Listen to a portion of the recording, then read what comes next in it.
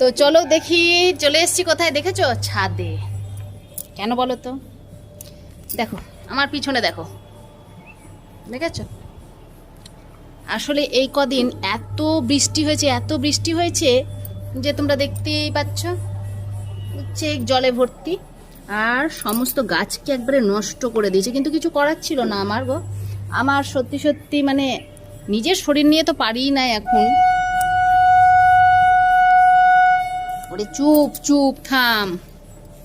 পাশে rail line থাকলে পরে যা হয় দেখো, ওই দেখো ট্রেন যাচ্ছে, সব দেখতে পাচ্ছ তো। যাই হোক, যেটা বলছিলাম, তো তোমরা তো অনেকেই ভালোভাবে পরিষ্কার করো ছাদ, কিন্তু আমার দ্বারা এখন হয় না, আমার নিজের শরীর নিয়ে পারি না, তাই আমার আর হয় না। তো এখন কি করব, একটা ওই ধারটা করেছি আর এই ধারটা এখন বাকি আছে। তো এইটা আমি মোটামুটি করে দিয়েছি। এই যে গাছটা দেখছো, এটা একদম পুরোপুরি হয়ে গেল। তো কত ঘাস হয়েছিল দেখো, দেখেছো কত বড় বড়। তো বিরক্ত লেগে গেল এটা দেখে, তাই লেগেই পড়লাম। তো টাটা সবাইকে, এখন একটু পরিষ্কার করে নিই, তারপর তোমাদের সঙ্গে আবার পরে কথা বলবো। বাই।